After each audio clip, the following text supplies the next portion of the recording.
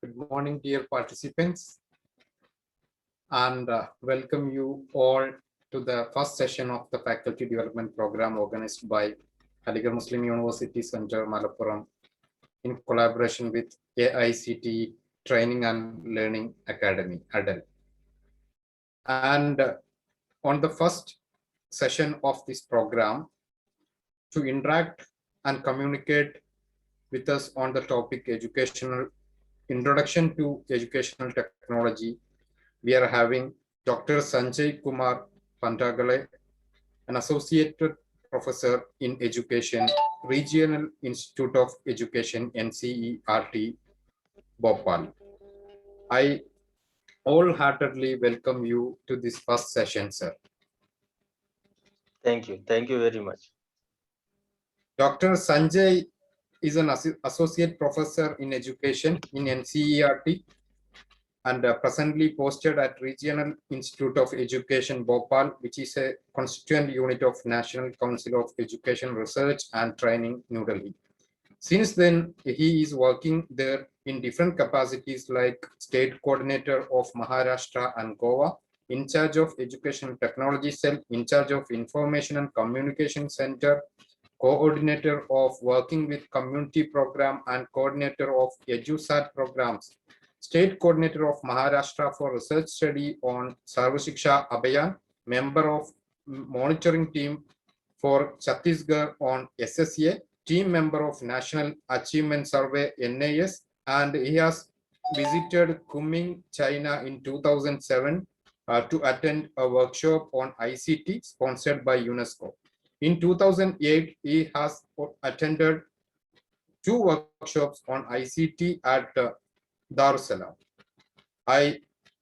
He has also took part in the annual study tour and visited UK from 27 January to 2nd February 2013 under Connecting Classroom programs of the British Council that brings the schools in India and the United Kingdom together for enriched education experience for the young people and educators. And his areas of specialization are ICT, educational statistics, educational technology, educational measurement and evaluation, gender issues in education, and education management. With this, I hope the session will be highly beneficial for us all. I welcome you to the session, sir, and I welcome all the participants to the first session. Thank you very much. Be with the session. Sir will be enriching us. Over to you, sir. Thank you. Thank you very much, Nasr Ali ji. Am I audible and my video is clear? Yes, sir. Okay. Thank you. Thank you very much.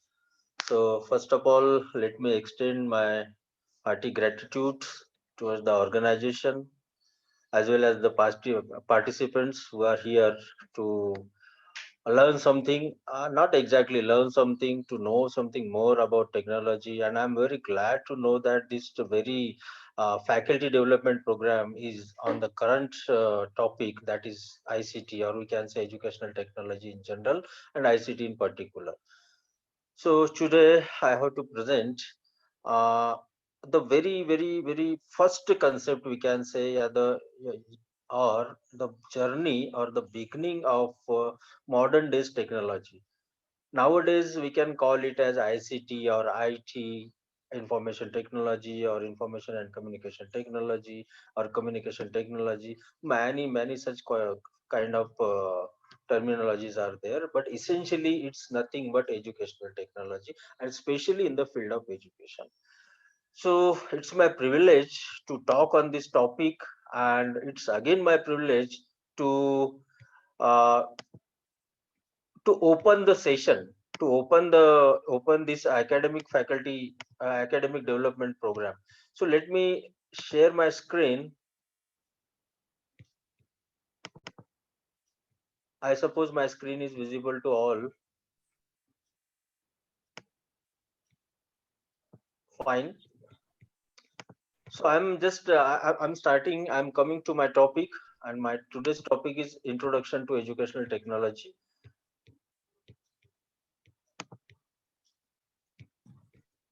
First of all, we need to understand these two words. Educational technology is a blend, or we can say is the combination of two words, that is education and technology. So what exactly the concept of educational technology? So first of all, let's have a look on technology. Technology is derived from the two Greek words, technique and logia, wherein technique means art or skill and logia means science or study.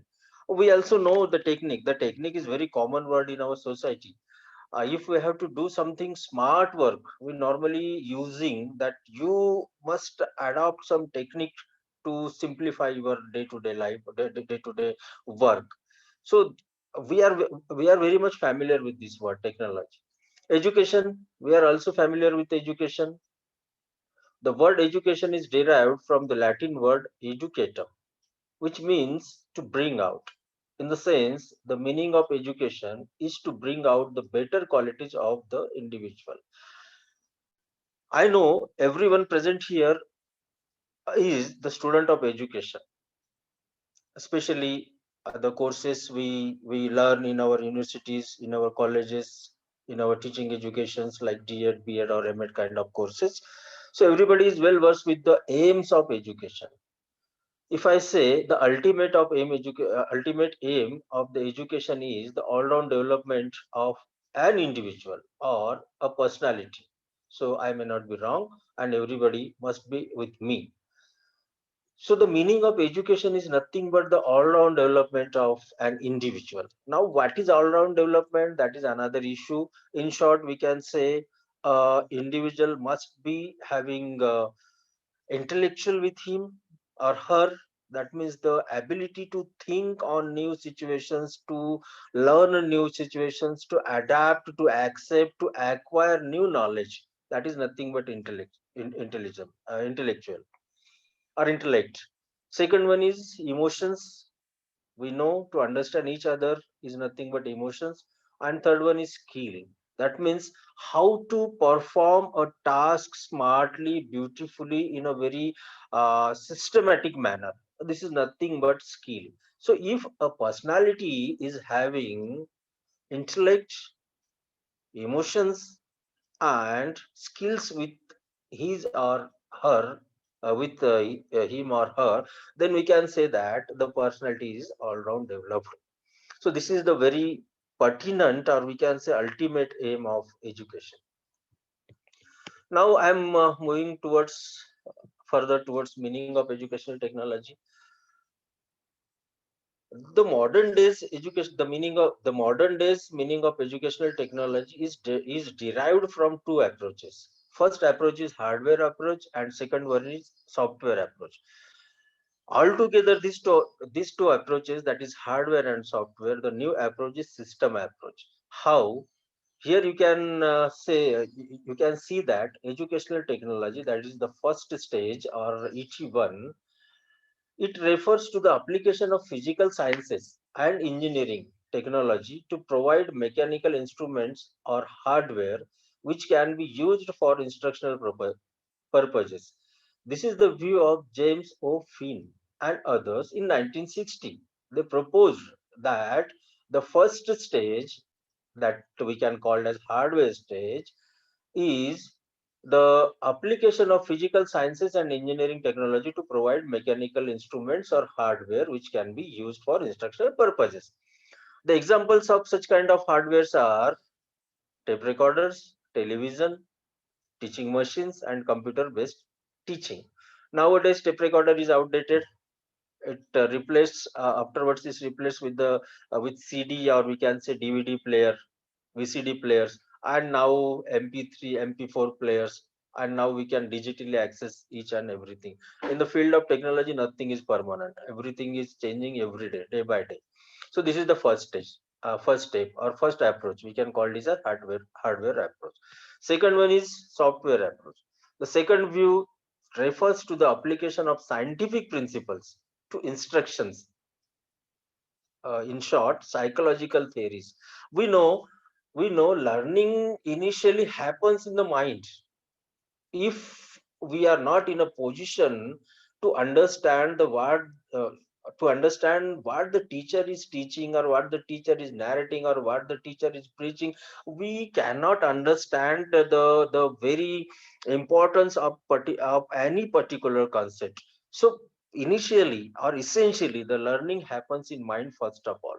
So we need to understand, we need to study, we need to research how this learning is happening in the mind, and this can be done with the help of none other than psychology. So this second approach is software approach, and it is the base of this software approach is psychological theories.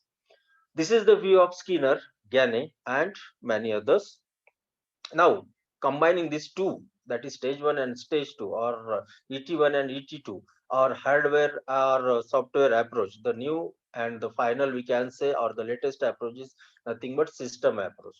The third and the modern view, as described by Davis and Hartley in 1972, incorporates both ET1 and ET2 through the application of a system approach to education and training. In nutshell, it is a system of 5 M's. We can say the modern days educational technology is nothing but the system which consists 5 M's, that is machines, materials, men, media, and methods, which comes together or which works together for the fulfillment of specific educational objectives. Now, definitions of educational technology. There are n number of definitions are available on internet in the books of educational technology and other sources also. So to mention few, let me start with GOM Leith's definition of educational technology. According to him, educational technology is the application of scientific knowledge about learning and the conditions of learning to improve the effectiveness and efficiency of teaching and learning. Our own Indian scholar S.S. Kulkarni, as per his view, educational technology may be defined as the application of the laws as well as recent discoveries of science and technology to the process of education. According to Robert Cox, educational technology is the application of scientific process to man's learning conditions. J. Bloomer, educational technology is an application of scientific knowledge about learning to practical learning situation. If we go through all these 4 or 5 definition or many other definitions which are available in the books, we can conclude that it can be therefore defined as the systematic. That means educational technology is the systematic application of technology in the field of education. In the field of education, systematic. We cannot say to our students to go to YouTube and search on the YouTube whatever you find on one particular topic and go through it. No, we need to tell them. We need to train them how to search. Quality content, a good content which is helpful for the development of the students. So in general, we cannot say that just Google it and come with any conclusion, any result which you find on the Google. No. So systemic application of technology in the field of education, where tape recorder, nowadays tape recorder is not there, but still let me give this example. Wherever recording is needed, then we can use any recorder. Whenever videography is needed, then we can use any gadget which is helpful to record the video, and likewise other things. So these are the definition of educational technology. Now, characteristics of educational technology. There are several good characteristics we can say of educational technology. Educational technology has contributed in developing various methods such as micro teaching. In our teaching courses, teacher development courses, we everybody is well versed with micro teaching, the concept of micro teaching. Interaction physics, invented by Flender, audio visual aids, and programmed learning. In the field of ET, psychology, science, and technology, psychology, science and technology, system, art, audiovisual aids, and machines are used. So we can say educational technology is an amalgamation of psychology, science and technology, system, art, audiovisual aids, and machines. It is based on the application of the scientific knowledge. Obvious, nothing is hypothetical here. Everything is tested. It is helpful in making the teaching process objective, easy, clear, interesting, and scientific. See, in our textbook, we can find text. Okay, text in the form of a heart. That means in our textbook, text is there, and secondly, we can find few images are there. But the if a student is interested to have first hand experience or first hand look of any real object, then our textbook is not that much capable to satisfy his or her query.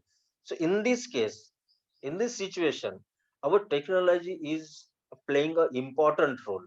We can search with the help of many softwares, many sites, many tools which are available on the internet, and from that we can give the first hand experience of a particular thing to our students.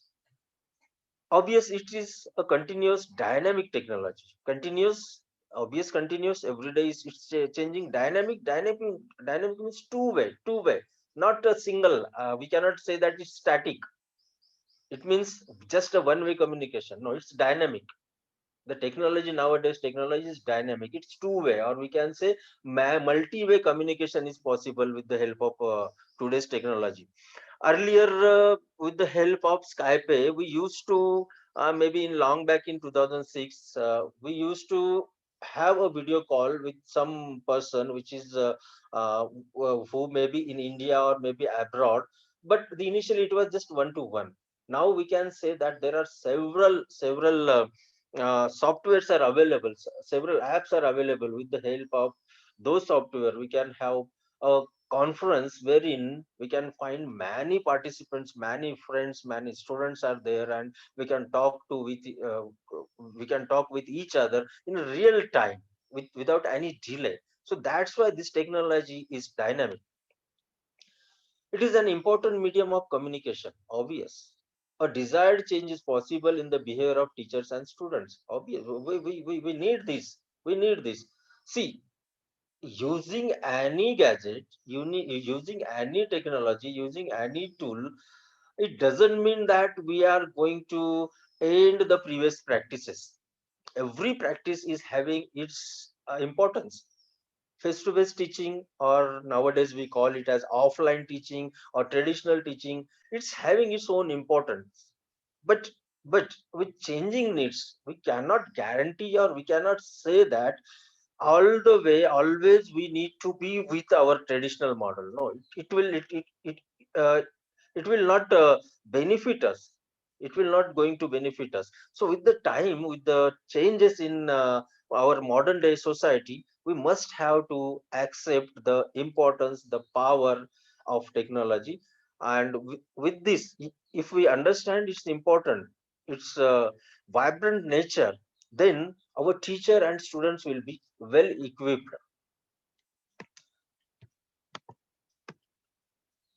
Now come to the origin of educational technology. uh, Educational technology is having long history. It's starting from it starts from 1926. Okay, this is official records. With the help of official records or with the help of some writings, we can say that. But in our ancient times also, our this pigeon, in Hindi we call it as kabutar.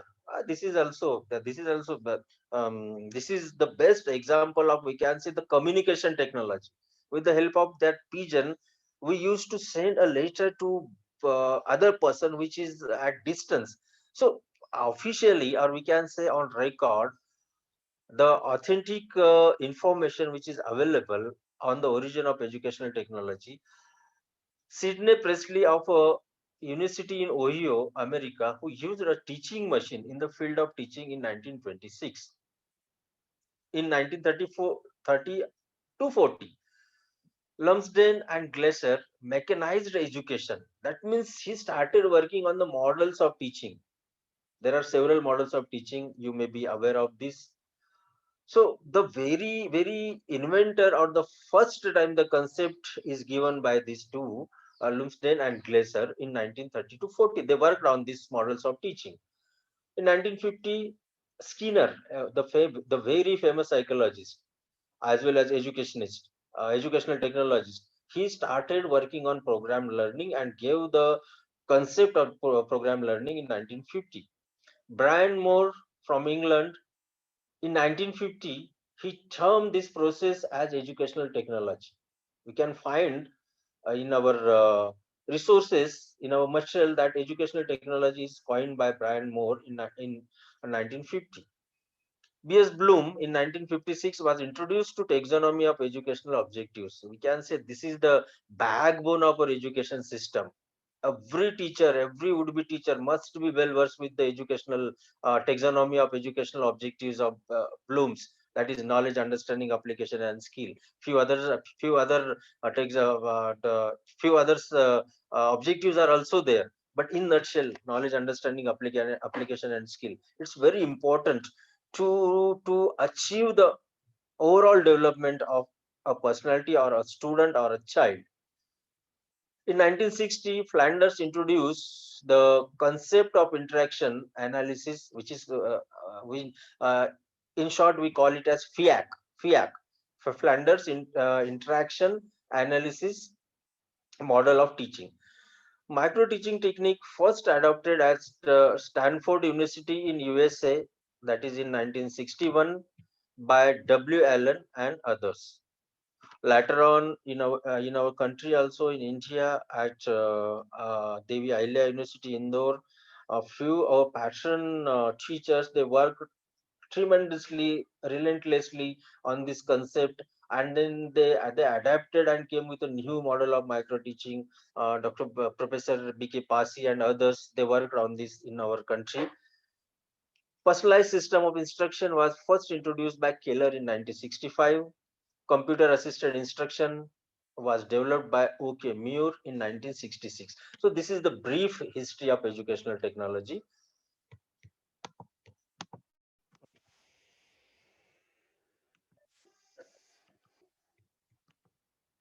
Sorry for the disturbance. I have just clicked something. Yeah, thank you.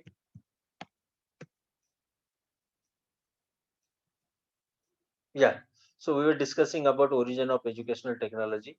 Just a minute, how to hide this upper bar, because after a long time I am using this. This is creating a trouble. I need to hide this menu. Just give me a moment.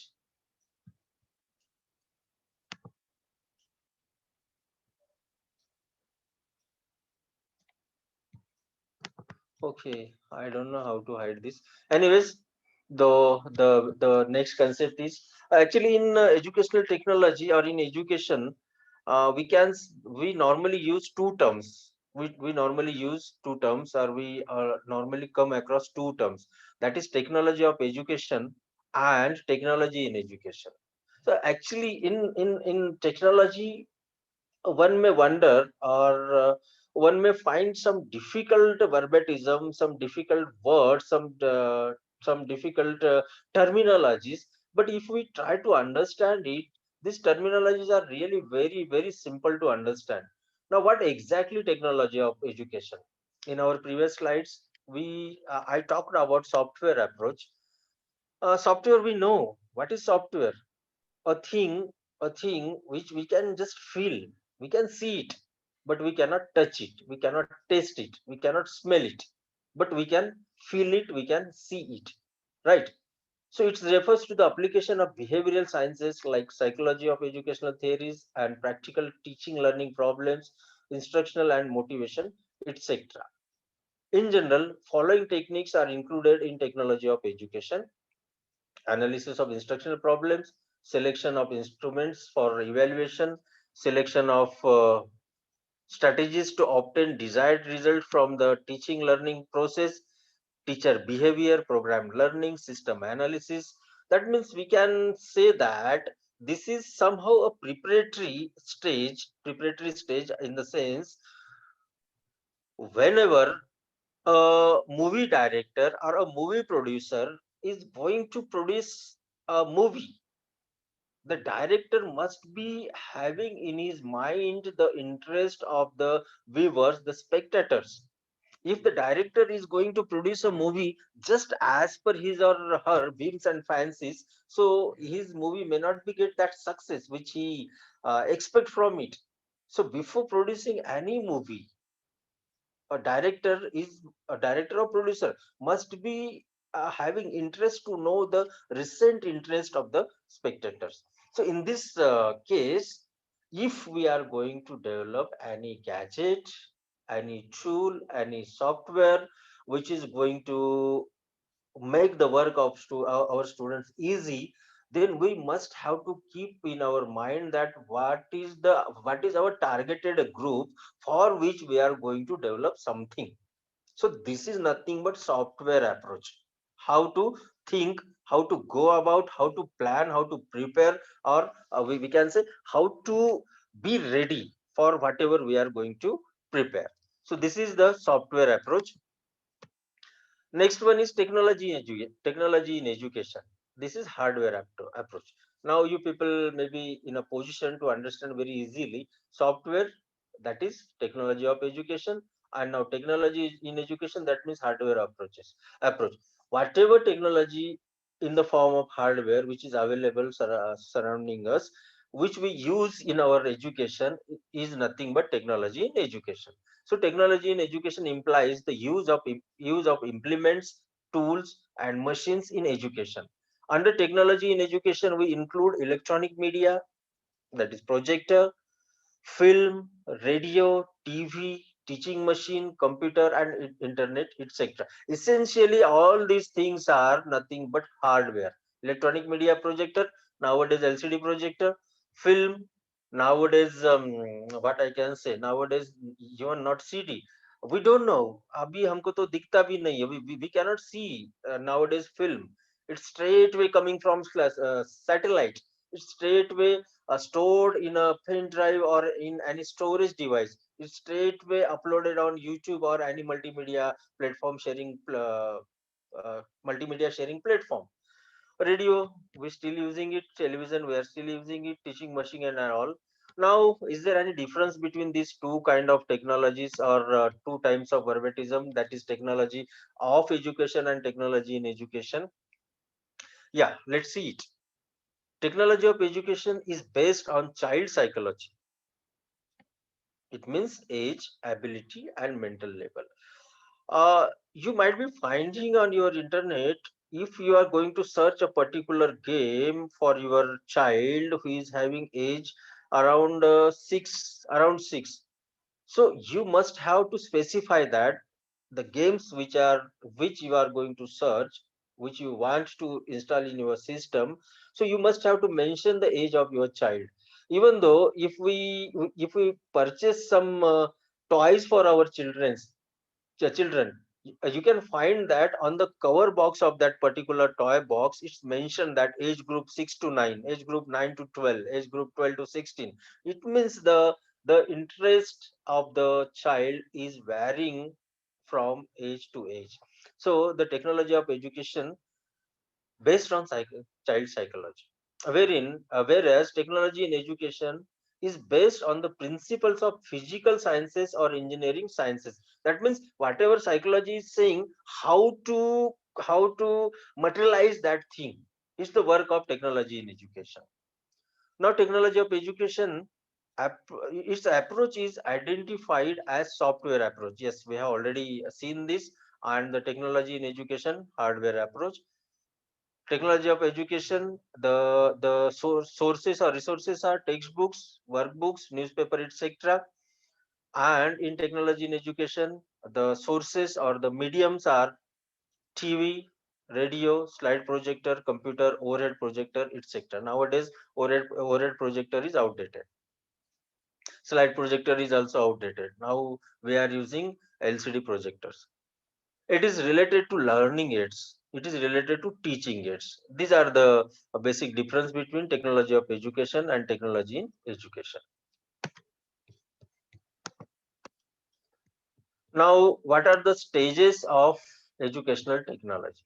Mainly, there are 5 stages. We can say that there are 5 stages. First stage is associated with charts, maps, symbols, models, specimens, and concrete materials. At that time, technology was not that much advanced.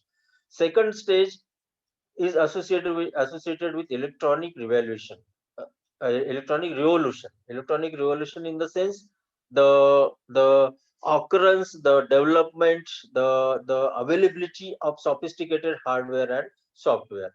The third stage is linked with the development of mass media, which in turn led to communication revolution for instructional purposes. uh, when I was a kid, maybe in the class sixth or fifth, I used to listen some programs on radio in 85, 86. So radio is nothing but a medium for mass communication. At the same time, few of you must have watched the program which were broadcasted on television, titled as Countrywide Classroom. Especially these programs were for graduation students. So these programs also, we can say, the examples of this third stage.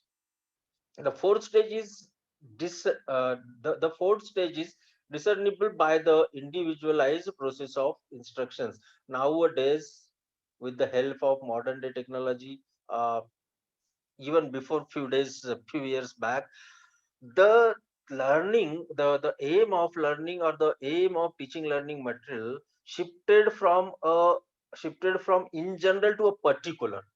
That is the very motto of even program learning also. The latest concept of educational technology is influenced by the concept of system engineering or system approach. According to it, educational technology is a systematic way of designing, carrying out, and evaluating the total process of teaching and learning in terms of specific objectives based on research. Okay, so this is the very latest concept of educational technology.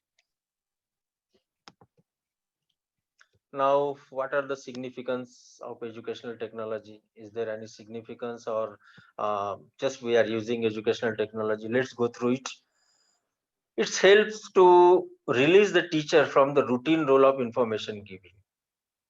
Because if a teacher is very good at storytelling or explaining something in a very lucid manner, very attractive manner, it will serve the purpose of language. But how to serve the purpose of science or mathematics or geography, wherein we need to show the students the real object sometimes? So in that case, we can take the help of educational technology. We can demo, we can show this kind of things to our students. More time for planning, arranging and evaluating learning experiences and outcomes. Creation of multimedia learning environments in classroom. We know there are various learning styles. Our lecture method is not going to cope up with all these learning styles. Okay, so to adjust or to understand this situation or to cope up with this situation, if we take the help of educational technology, so it will create a multimedia learning environment in our classroom. Involvement of maximum senses, that is multisensory approach, utilizes maxims of teaching, that is known to unknown, simple to complex, easy to difficult, concrete to abstract, particular to general. I will just give one example from which you can understand these various maxims. See, Newton's invented 3 laws. The very first law is gravitational, the force of gravitational law. Okay, he observed that the apple is falling on the earth. He might have observed it earlier also. Few other people also might have observed it. But with these examples, that he find that whatever I throw upwards, it will come downwards. Everything is coming downwards. That means everything is falling on the earth. So these are various examples. These are various examples. From these examples, he derived a rule.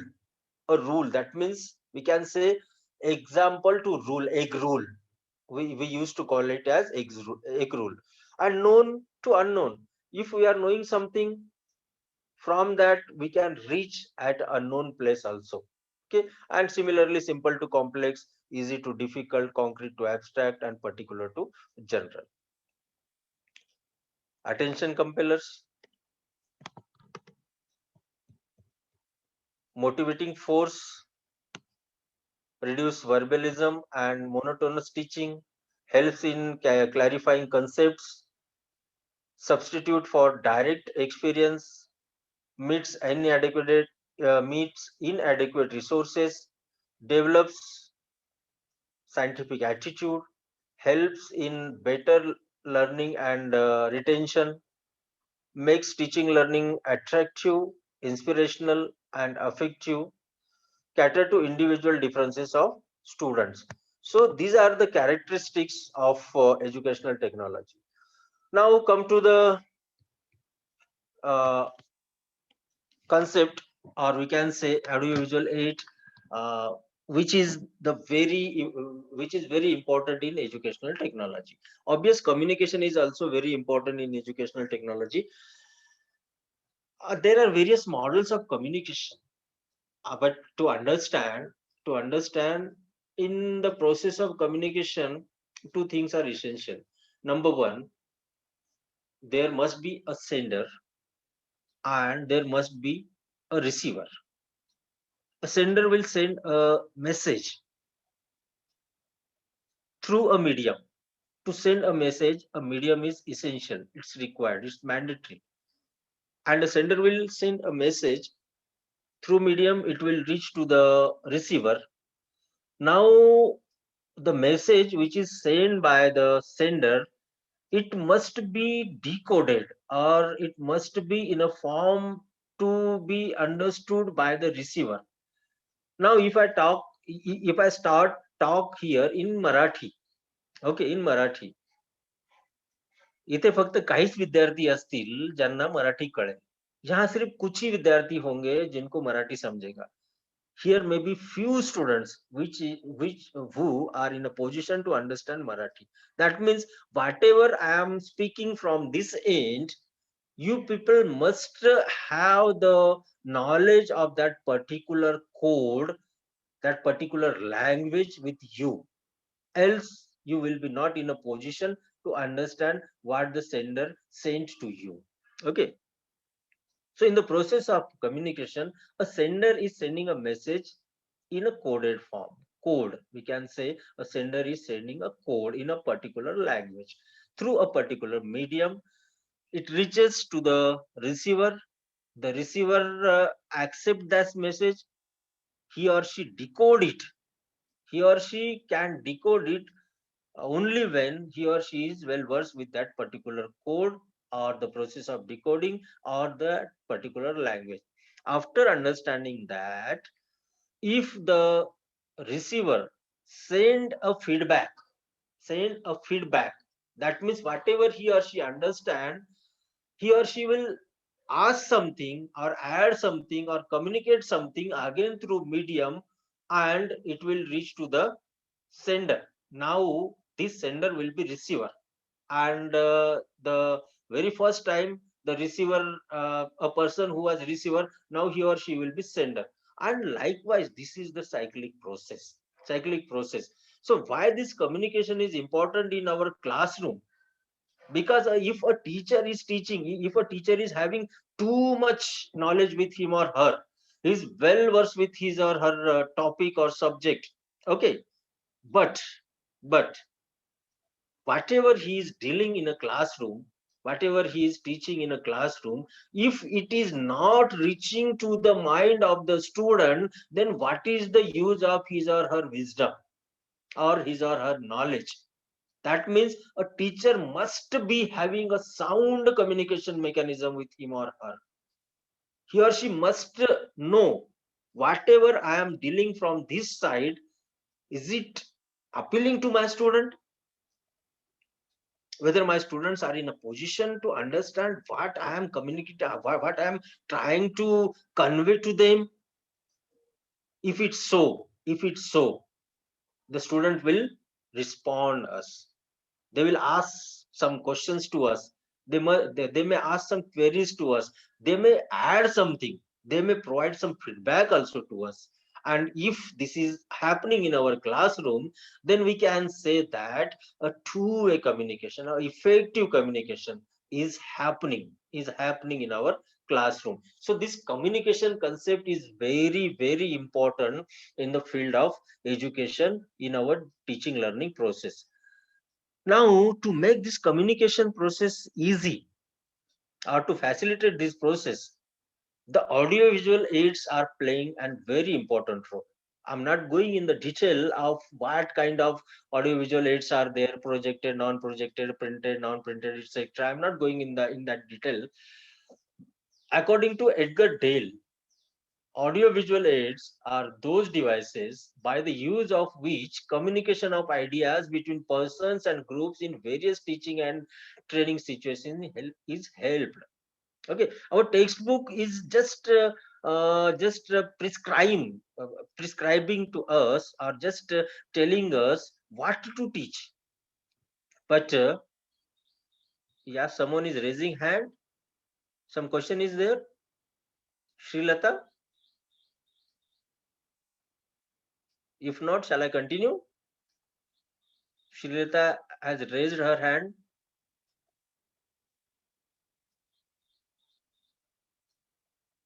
Okay, fine. Okay, fine. Now, why to use this audiovisual aids in our classroom? According to a Chinese philosopher, Confucius, he said, I hear and I forgot. मैंने सुना मैं भूल गया. I see and I remember. मैंने देखा और मुझे याद रहा. I do and I understand. मैंने किया और मैं समझ गया. See the importance of this, the very important, this three-lined philosophy of Confucius. I hear and I forgot. I see and I remember. I do and I understand. On this basis, research also shows that 10% of what they read, people generally remember 10% of what they read, 20% of what they hear, 30% of what they see, 50% of what they see and hear, 70% of what they say, and 90% of what they say and do. This arithmetic, though not exact, highlights the importance of audiovisual aids. Actually, here are few figures: 10, 20, 30, 50, 70, 90. These are not an exact figure. But let me give an example. Whenever you see a movie, whenever you watch a movie, and if somebody asks you to tell the story of that particular movie, are you not in a position to narrate almost everything, whatever you have seen in that movie, whatever you have watched in that movie? Because your almost all senses were involved in the process of watching the movie, and that's why you are in a position to reproduce as much as maximum you can, right?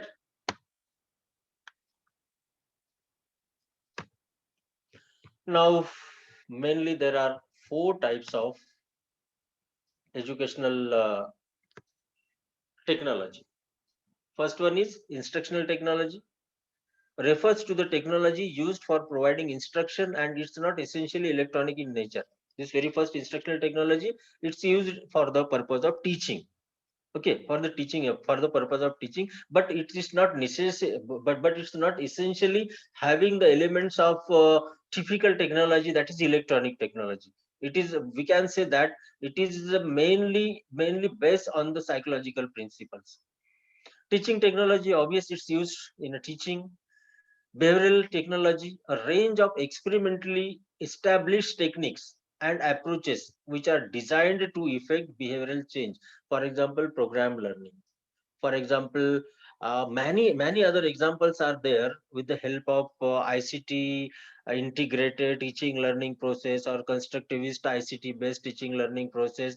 We can establish with the help of research that students are taking much interest in teaching learning in learning process. They are getting much more as compared to previous practices. So this is nothing but behavioral technology.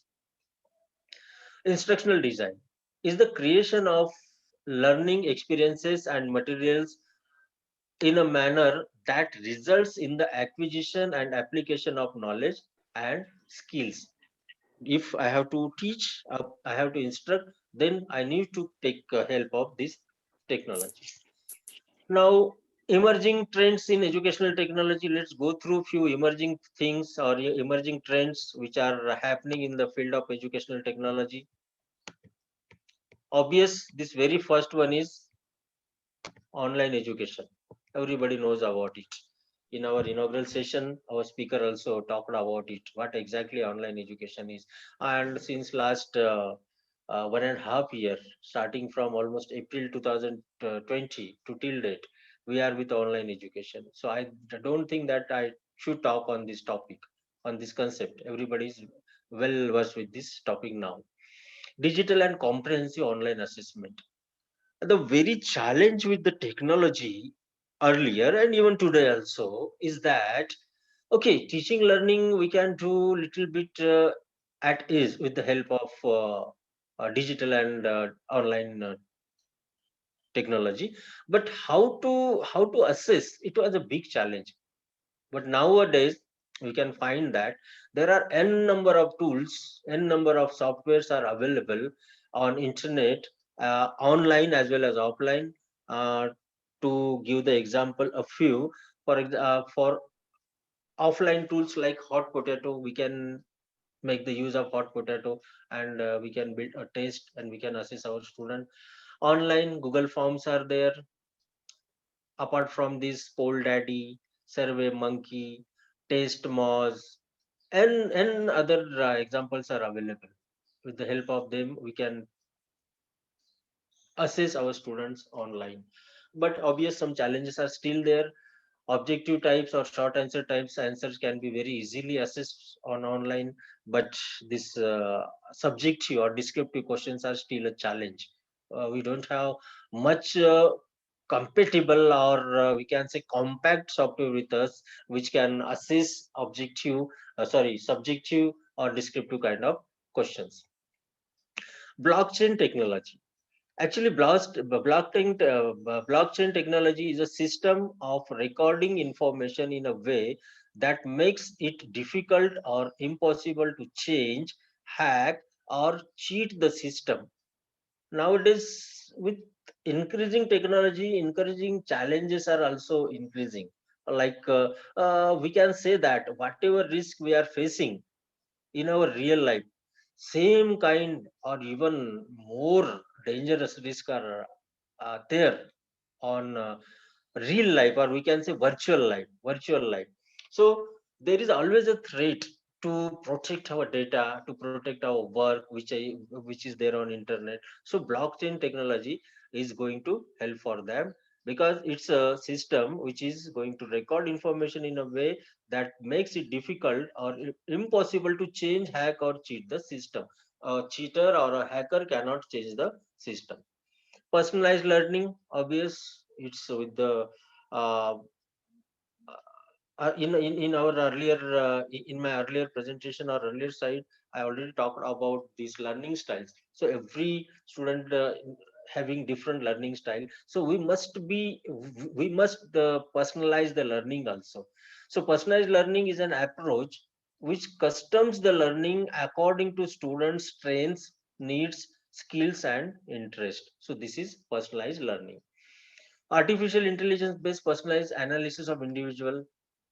See, on YouTube or on Google, if you are searching something time and again, so next time the moment you open Google search engine or you open YouTube, it will show the content which you are having in which you are having interest, and it will show to you. Last time I searched about roses, different kind of roses or different colors of roses. So next day when I open the Google search engine or YouTube, it will show me some other kind of roses. So this is this is nothing but the artificial intelligence based personalized virtual reality in education. Some of you must have uh, accessed or used Google Cardboard. Google Cardboard. There are few videos which are available on YouTube. We can call it as 3D videos. If we put our camera, I have that gadget with me. If we put our phone in that gadget, these two glasses, the magnifying glasses will be here, and if we start a video, it will give the effect of 3D, just like we are in a theater and we are watching Rudramma Devi in 3D, or Tarzan in 3D, and or few other movies which are in 3D. So we get the real feel of a particular thing. That is possible in with the help of virtual reality. Gamification, the learning, if we try to create some interesting games on any topic which is available in our textbook, in short, it is nothing but gamification. Because these kids are very much these kids are having very much interest in games. And uh, if we create build prepare some games on our textbook, so in a funny manner they will learn. Blended learning, our speaker is already talked on this, already to have a talk on this blended learning. So blended learning is nothing but offline, that means our face-to-face teaching, as well as online learning is blend of that. Not only, not exactly just face to face, and not exactly just online, it's a blend of that. Wherever required we can go offline, wherever required we can go online. Apart from this, we have this new concept also. What is that? Flipped classroom. So flipped classroom is not, for me it's not exactly new concept. It's just a flip, uh, or we can say the mirror image of the practice which are there in our schools. What was that practice? Our teacher used to say us, ki, our teacher used to teach us, and at the end of the class, he or she is giving he used to give some homework to us, and we have to go to home and we have to complete the homework, and next day we have to show to teacher. So teaching and then homework. Now in flipped classroom, that homework is first, and the very change is that earlier we used to take help of maybe our parents, or maybe our elder brother or sister, or maybe our textbook. But here the change is that a student can take the help of technology.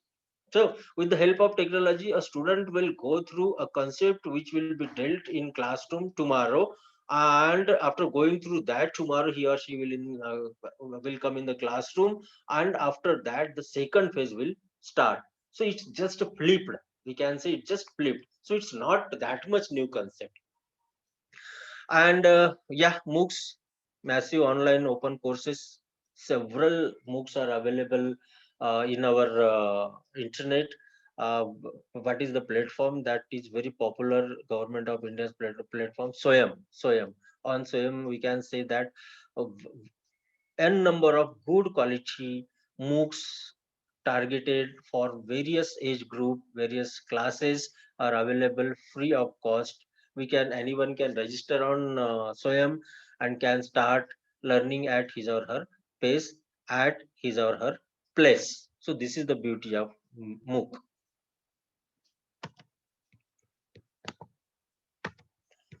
Now I have a question for you. What is ICT?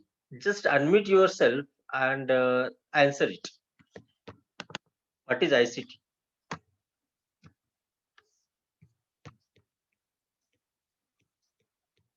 Anybody is interested to give the answer? Information, Yeah, please. communication technology. Information. Information and communication technology. Fine. Very good. Very good. Yeah.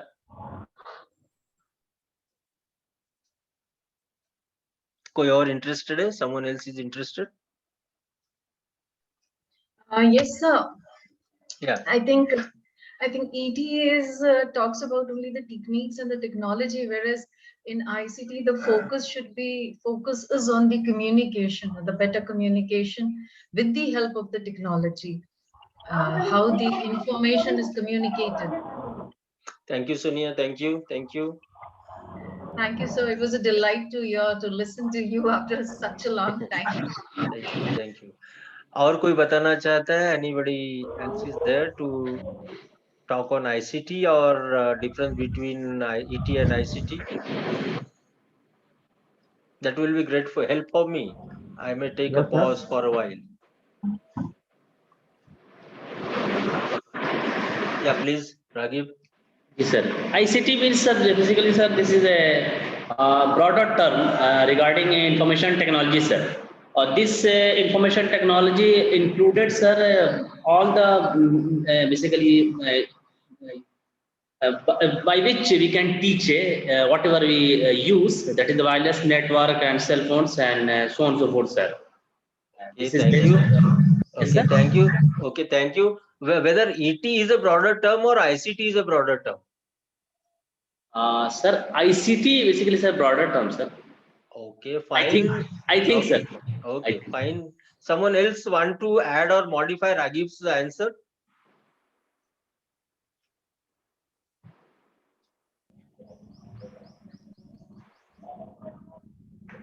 Actually, according to Raghib, ICT is a broader term and not ET. Yeah, please, Dr. Sheikh.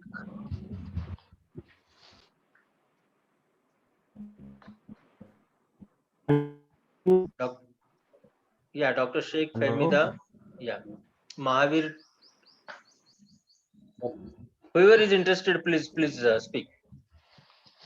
Hello, sir. Yeah. ET means education technology is a broader term in which we use the technology to fulfill or prosper our education. So the technologies. It is not necessary to use the computer or audio-visual aid for the education purpose. We can use the charts, we can use the blackboard, we can use a whiteboard to propel our education. So this is also a technology. But in ICT is information and communication technology, in which we mainly use the electronic devices to help to communicate our information from sender to receiver, from teacher to students. Yeah, thank you very much, Mohammad Faiz. Thank you very much.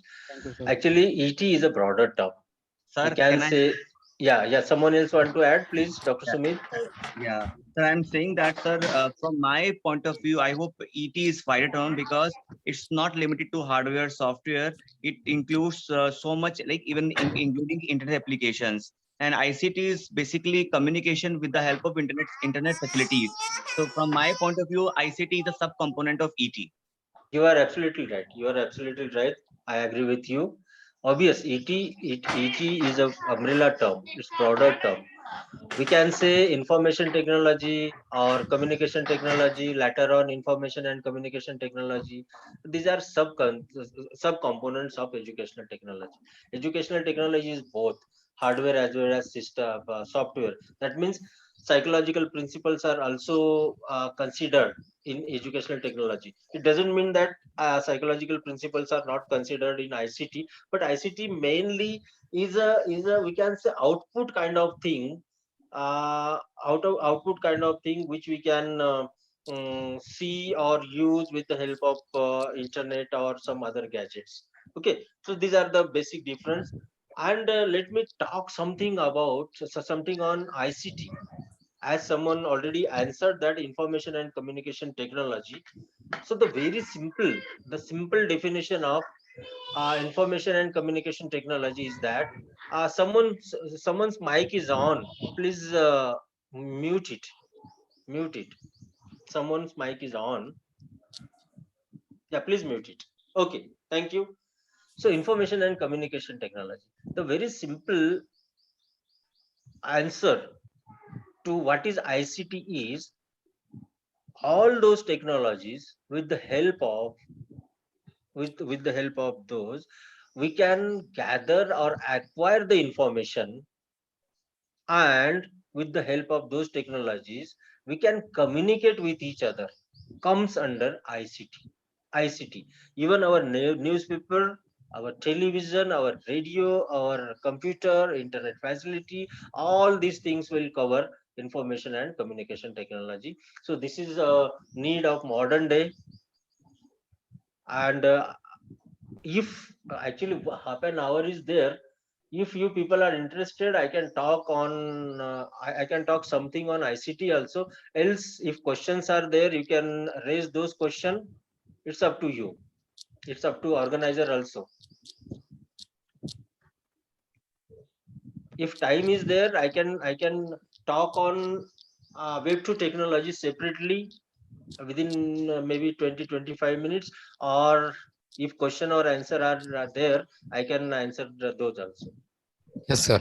Participants, you can use both the chat box and even you can ask directly to sir if you are having any queries. And we'll wait for 5 minutes for queries. After that, sir will be continuing with the next topic. We have time, sir. Yeah, thanks. Thank you.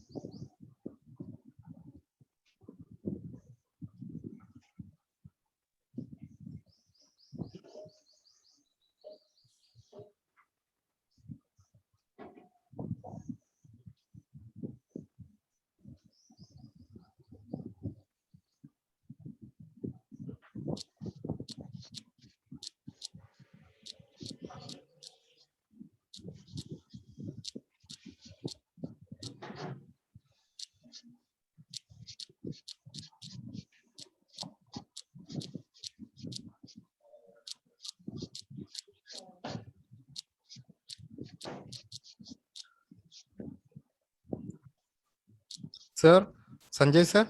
Yeah. Yeah. Some participants are asking queries in chat box. Okay, let me see. Shall I stop this presentation? Yeah.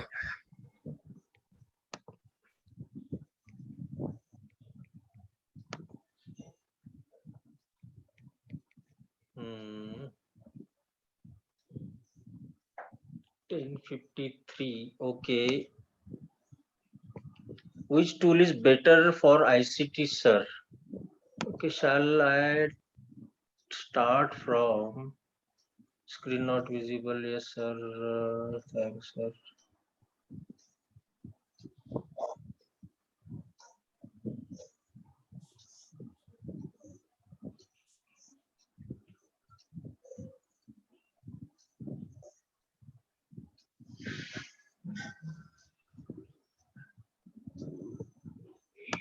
Okay, I'm just going through the questions.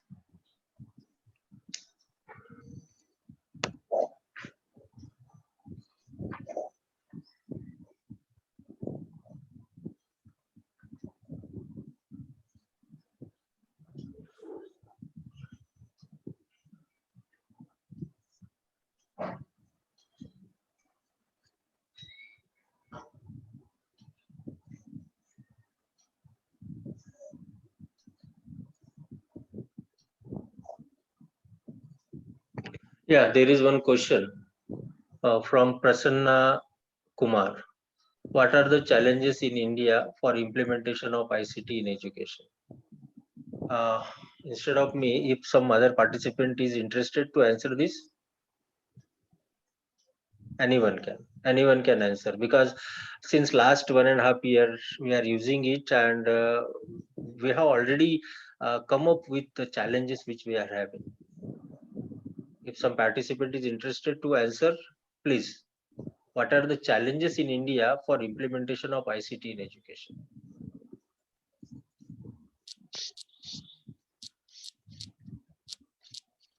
Someone wish to answer?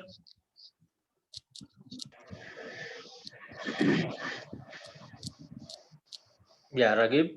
Yes, sir.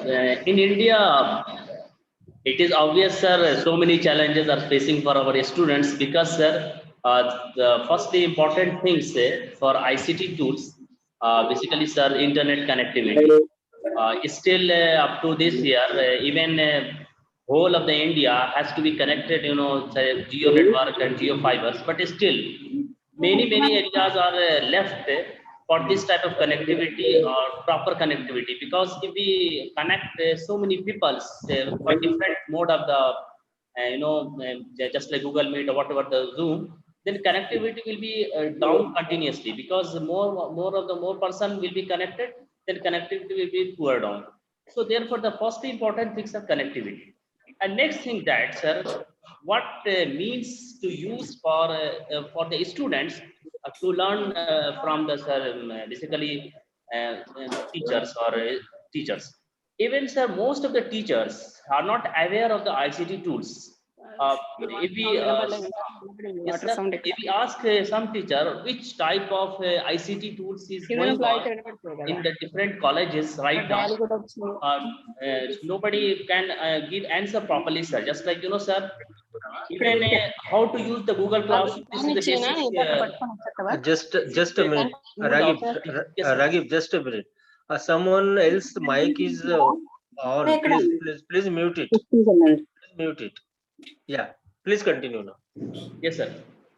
Even, sir, in India, most of the teachers do not know about the ICT tools, because, sir, basic, in the basic level, how to teach and how to maintain our the teaching according to the ICT. Just like we maintain the Google Classroom, we maintain the Google Meet attendance.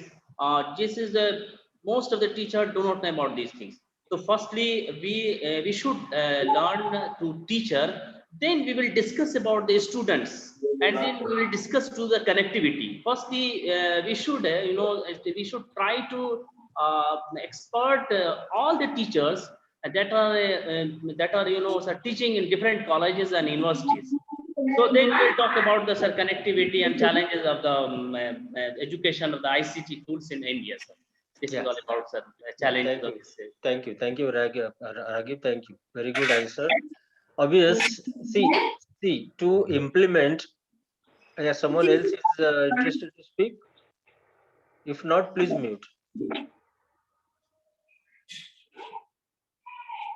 MRGW icon is there. Seshu Kiran. Yeah. See, to implement technology in our education system or in our classroom, actually there are need of two things. First one is availability of infrastructure. With the help of SSA, RMSA, or ICT at school, we can see this need is more or less fulfilled. More or less, we can say. Internet is still a big challenge. But yeah, who is there? Seshu Kiran, please mute yourself. Seshu Kiran. Yeah. So this first need is more or less satisfied or fulfilled, we can say. But the second thing is how to use or how to make optimum use of this available resources is a big challenge. And Mr. Raghib very well answered on this, that most of the teachers are not even knowing about what exactly ICT is, what are the potentials of ICT, what are the tools are there, tools and softwares are available in ICT, which can be very helpful in all the processes of education system. Seshu Kiran, please mute yourself. Admin, please mute Seshu Kiran.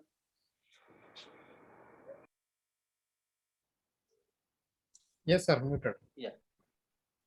Thank you. So the second thing is very much important. If we have gadgets in our home or in our classroom or in our school, we must know how to use them, how to make optimum use of that. And for this purpose, we must have two things with us. First one is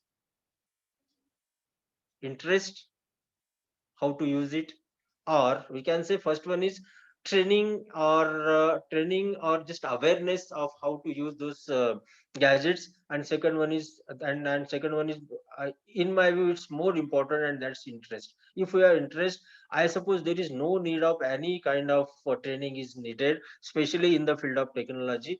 Everyone nowadays, everyone is using smartphone, but if I ask who trained you how to use this smartphone, I suppose everybody will say that we learn at our own, right? So a potential gadget like smartphone, if you are in a position to learn at your own, then what next technology is there? Everything is there in that smartphone. So these are the challenges, and for me, if we take interest in ICT is very easy, very interesting, very friendly. Someone is asking ki our students cheat us by just mute their call and video. What can be what we use to eradicate it? For this, we need to develop our own mechanism. If someone is having experience, please answer, because in my class it doesn't happen. If someone is having solution of this, Which question, sir? In virtual platform, or while we are in online meeting, online class, our student cheat us by just mute their call and video. What I can just we do? mute Yeah. there. Call and video, call. That means many times they Yes. don't answer. Many times they don't answer. Yes, sir. Yeah. Sir, this will be removed by some assignment techniques. Just sir, I'm using basically. I just often use, sir. I give an assignment. If someone on the Google Classroom, sir, basically on my platform in the Google Classroom, each and every student has attached on the Google Classroom. And I also want to each and every student to submit all the assignments on the Google Classroom. Otherwise, it will not be accepted, sir.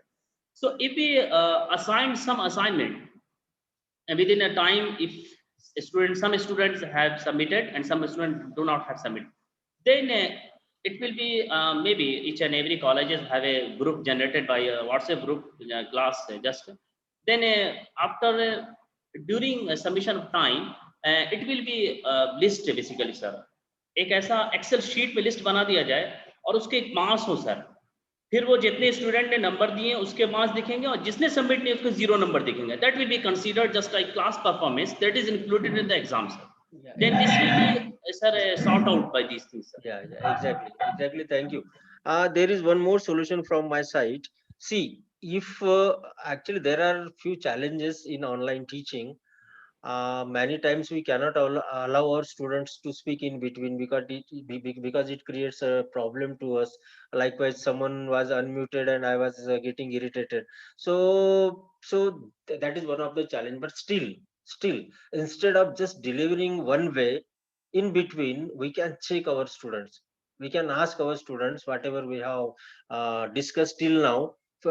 We can ask randomly any students to answer a simple question.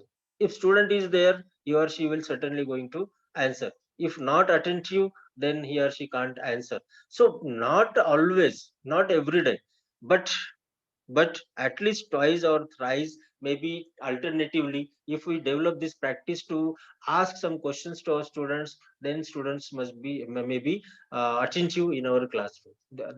This is what I want. I wish. Sir, I have one more thing, Yeah. sir. Shall I Please, tell? please. Please. Yes, myself Mahesh Kumar Sial. I'm the faculty from Department of Civil Engineering, Meenakshi Institute of Technology, Bengaluru. So the thing is that like what do I do is whenever I was teaching in between, I will give an Kahoot game quiz. So which is an app. So whatever I do for the first 30 minutes, I will be giving certain questions to the students in between so that I have to answer for the particular questions. So as Rahib sir just mentioned, so directly the Excel sheet will be generated. So for the first 20 people only, I'll give the attendance like that. I'll just mention them in between, but I'll give them attendance everywhere because it is a pandemic situation. Like we have to somehow catch hold of the students. So this is what I do in between. And as you suggested, like I'll be asking certain questions to the students also after 4 slides. So what I do basically, I will just send them the today's lecture half an hour before only to the WhatsApp group so that they come prepared, so that they will be attentive in the class. So I just manage the students by this way. Like after once they read, then only they should attend the class. Yeah, So this is it's my really, yeah. opinion, sir. Thank you so much. Thank you, thank you. It's really good suggestion from you. We can make use of Questions. Micrometer also. Excuse me, sir. Excuse me, sir. I'm Yes, having please. one more question. Yeah. So as Mahesh sir said, it can be possible we can give in advance questions and we can ask in between. What about the connectivity if they are having the problem? Maximum students are sending. We are not having the network problem is going on, ma'am. We are unable to connect. We are unable to hear. So what we can do over there? Okay, let me answer this. For this question, I have two answers. Number one, it may be possible that really connectivity issues are there. Number one, okay, real connectivity issues are there. Number two, if we are not effective enough in our teaching learning, in our teaching, especially in our teaching, so student may say that, madam, we are, or sir, we are having connectivity issues with us. Ma'am, today no electricity is there. Ma'am, very poor network connection is there. Because we observed in our institutions also, if we are not that much effective in our see a effective teacher in face-to-face mode is not necessarily a effective teacher on online mode. Make a point of it. We need to find out few different ways to attract our students in online classes. So I have two answers. Number one, genuine internet connection issues or internet issues, and second one, fake, because we are not. So we have to find out new ways to attract our students. This is what I feel. Okay, let me answer a few other questions which are here. How can we make the online classes more effective using ICT? Just now I answered. You can make use of various platforms like multimedia sharing platforms, YouTube or YouTube. You can make use of blogs. You can make use of wikis. You can make use of some other tools. You can make use of H5P, which is very interesting, wherein you can embed the videos, wherein you can embed the hyperlink slides. You can prepare, many activities can be done there, assessment can be created there. So we need to find out different issues apart from this lecture method as well as just PowerPoint presentation. Okay, which tool is better for ICT? It's totally depend on the purpose, on the purpose. If I have to assess, then assessment tools are different. If I have to teach, then teaching tools are different. If I have to tell my student that they have to complete some projects, then tools are different. If actually it's totally depend on the purpose. So for different purpose, different ICT tools are there. How do we use technology for teaching in backward areas? uh, in backward areas. So in backward areas, mainly two issues are there. Number one, electricity as well as connectivity. So we can download prior hand the videos in our laptop or in our mobile. In mobile, we can say that offline video facility is available.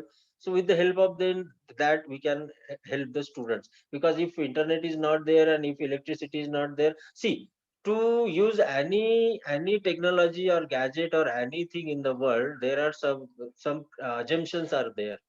To use ICT, two important assumptions are there. That first one is availability of electricity. Second one is availability of infrastructure. That means availability of all sort of infrastructure. If it is there, then only we can use this technology at backward areas. Okay, let me move further.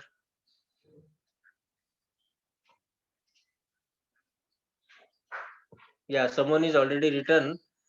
Beside it, connectivity, skill to use the technology is must. Obvious, I agree with you. Lack of knowledge is also.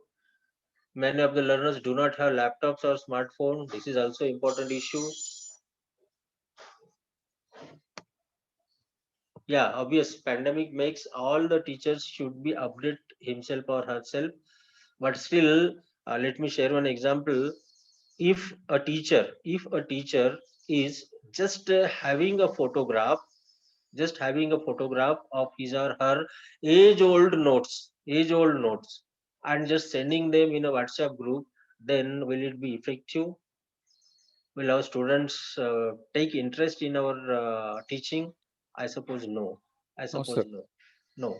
Okay. So we have to find out. So digital teaching or online teaching doesn't mean that we will scan anything as per our wish and will send through email or in Google Group or on Google Classroom or with the help of WhatsApp or Facebook or whatever communication we have. So it is not going to help. We need to find out the modern ways, the effective ways, the crystal clear ways.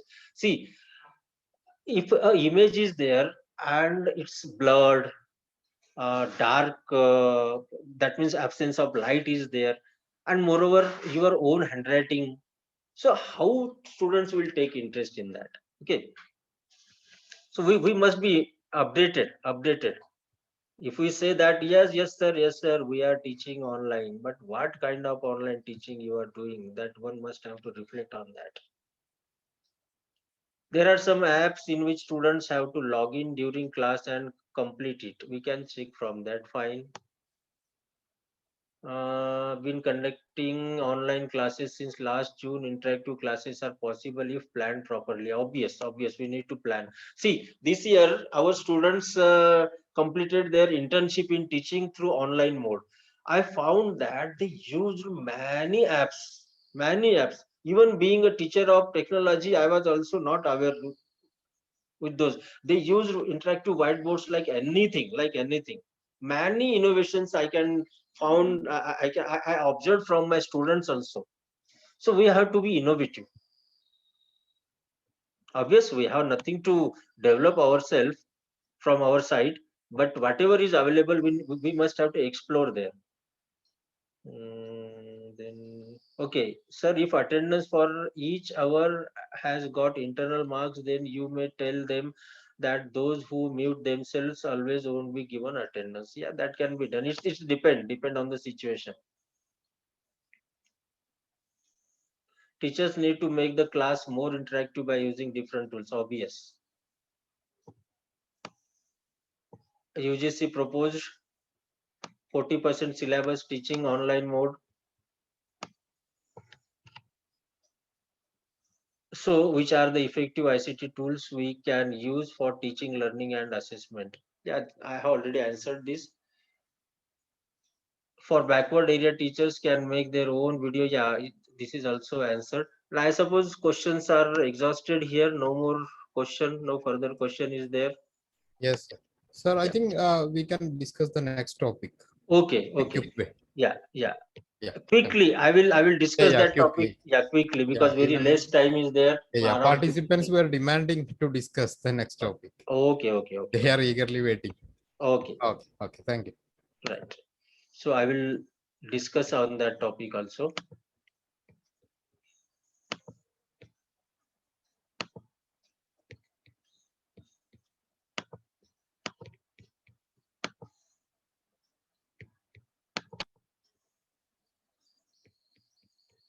I hope this slide is visible. I'm not Yeah, Yes. I'm not going to go into detail because it will take another 1.5 hour at least.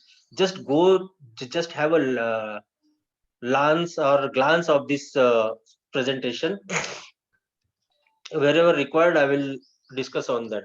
आप में से कुछ लोग इस approach के साथ बहुत अच्छे से वाकिफ होंगे. The approach is called as TPAC or CPTK, that is content pedagogy and technological knowledge, or technological pedagogical and content knowledge. See, every teacher who is entering in the field of education is having content knowledge, as he or she must have completed a graduation or post graduation. So content knowledge is there.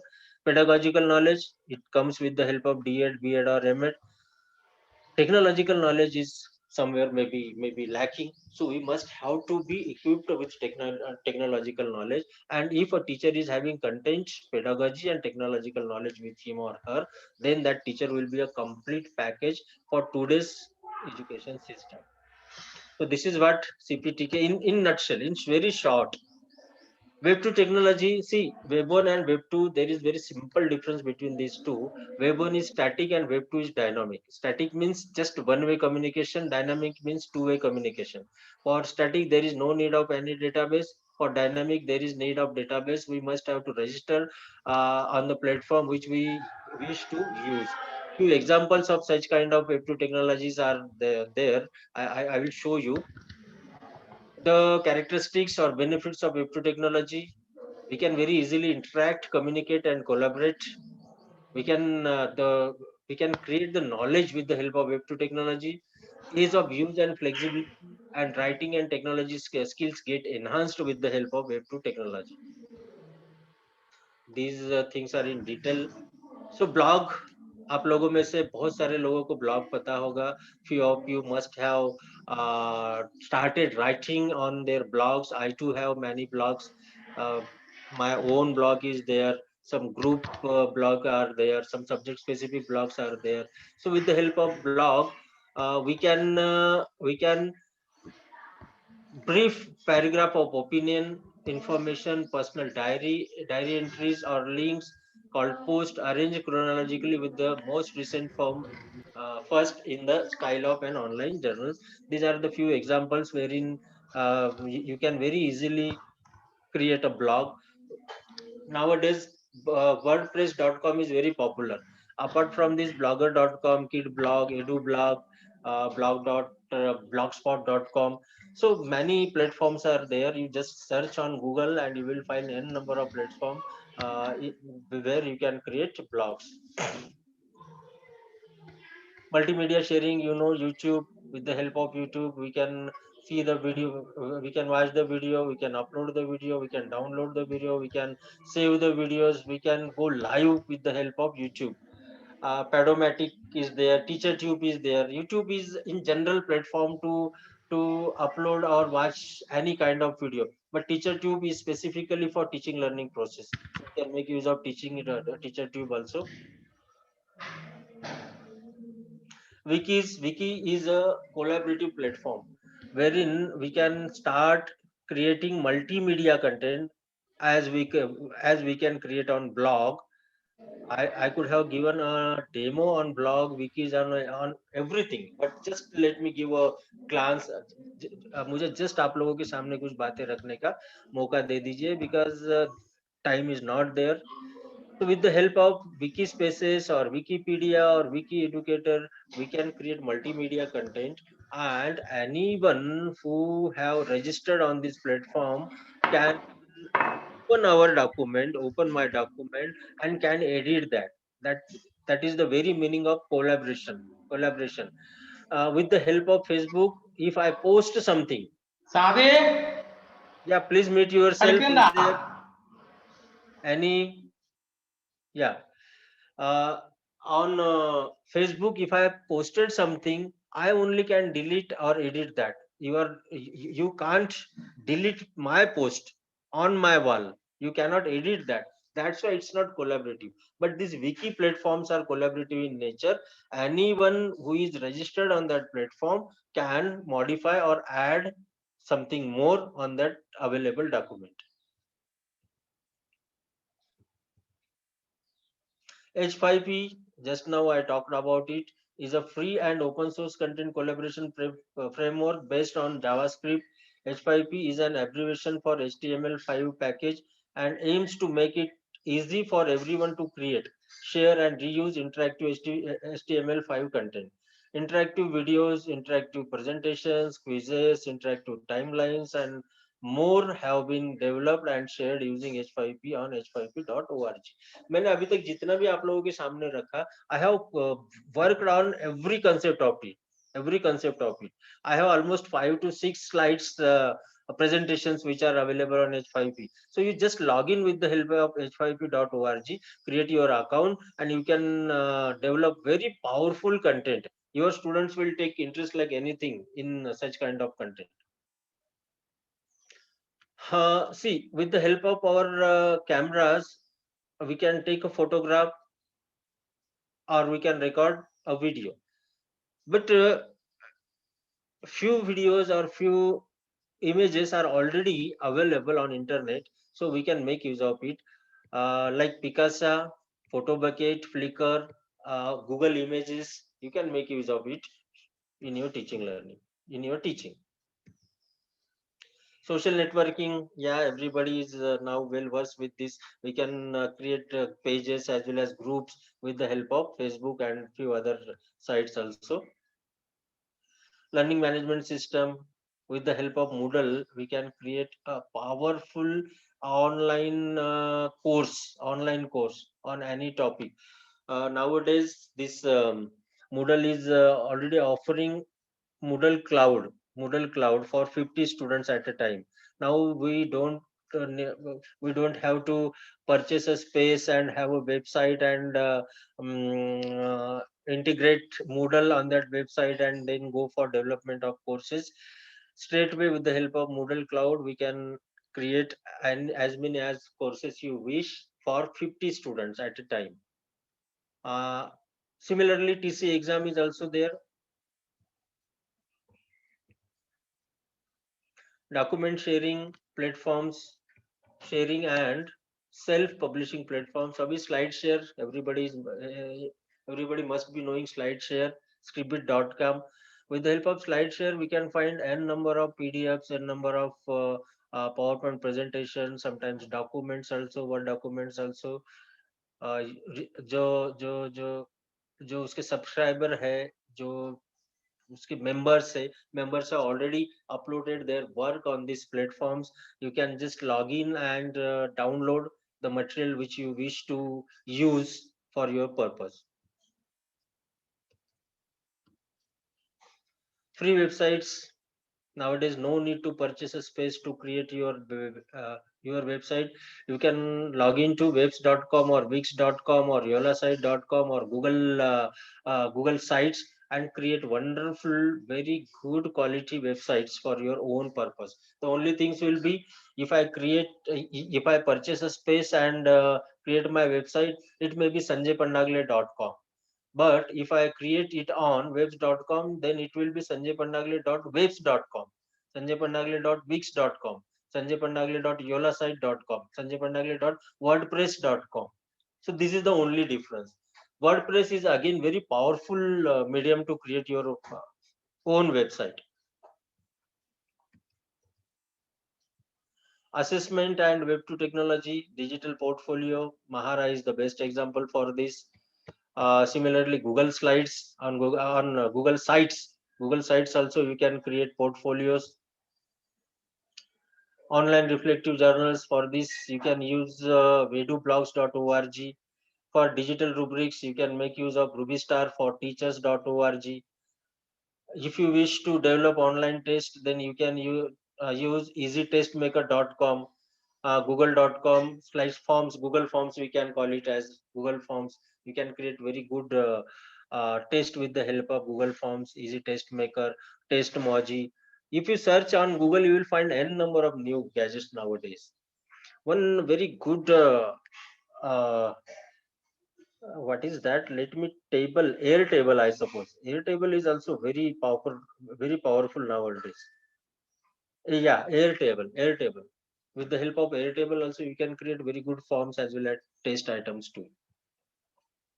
Hot potato, I have already discussed on this.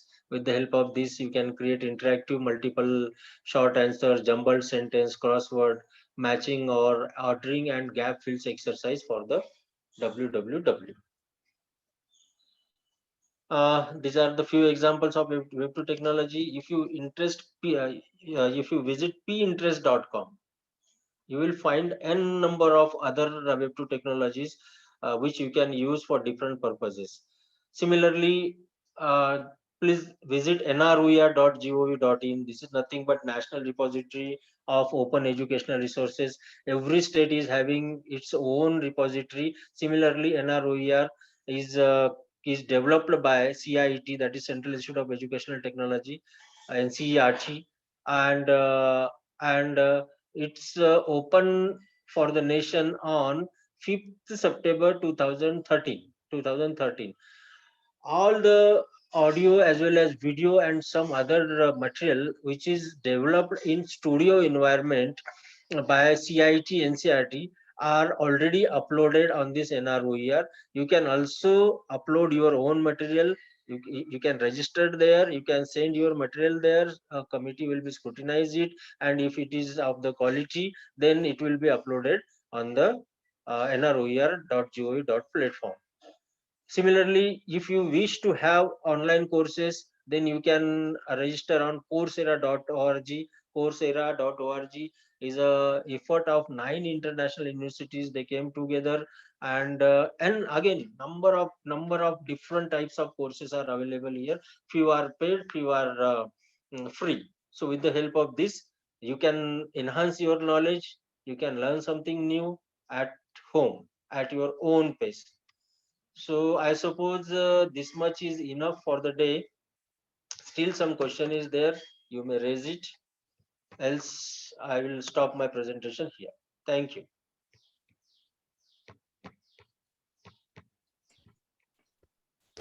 Dear participants, if you have any queries, please ask first.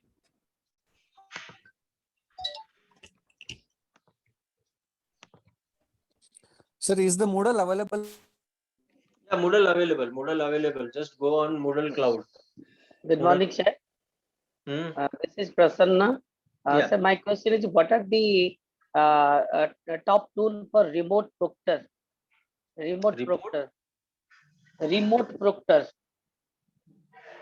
for proctor examination, online proctoring. Online examination. Just a minute. Just a minute. Online proctoring, sir, not examination. Online proctor examination. I think, sir, madam is asking about proctor examination, the way UGC is conducting net examination, I hope. Is it, madam? Yes, sir, proctor examination. So students are in a remote place. We are not able to proctor them or invigilate them. So how to remotely proctor them? That I want to know. For what are this the purpose, tools available? Yeah, for this purpose, we have to make our own software, or we have to give the contract to a particular agency. I suppose this free kind of or open sources software, I don't think it's available for this purpose. If someone is having idea, can share that.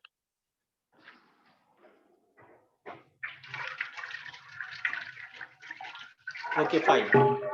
So is there any question? Any more question from anyone?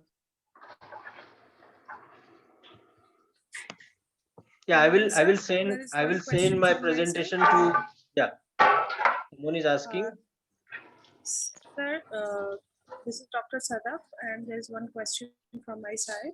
Sir, I just wanted to know about few platforms which can give wings to some creative children, like those who have interest in publishing poetries or short stories, such kind of thing. Okay, for this purpose, you can make use of EduBlogs as well as Storybird. Just I will show you if Storybird software, Storybird website is there, in which student can write their own stories. Storybird, BIRD.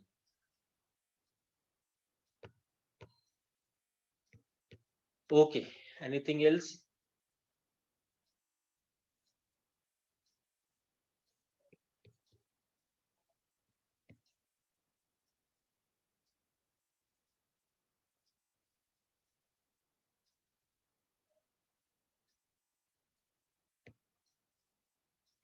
Okay, if no further question, so thank you very much.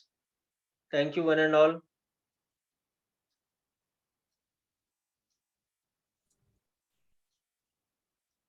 Thank you very much, sir. It was very informative. It was very informative. And I wish anybody from the participants to give a feedback and to propose the vote of thanks to sir. Anybody, please come voluntarily first. Good morning. Good morning. Good morning. Yeah, good morning. Respected sir, my name is Veni Mariadas and I'm from Kerala, Ernakulam. Thank you so much, sir, for a very insightful session. Even though this pandemic has put us in our homes, all these FDPs are very informative and it helps to seek knowledge more. And your session with all the information that you gave covering regarding the digital classrooms, ICT and all was very interesting.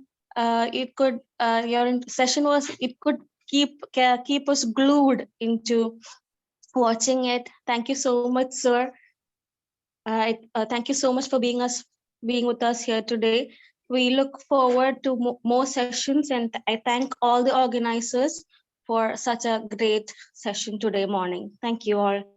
Welcome, and thank you all. It's my pleasure. Thank you, the organizer. Thank you, the participants. Thank you one and all. Thank you very much, sir. Hope we will Thank you. collaborate Thank you so much. later Yeah. also. Sure. And dear participants, we will have our second session of the day by 11:45. Till then, we can take a break. You can use the same link to join.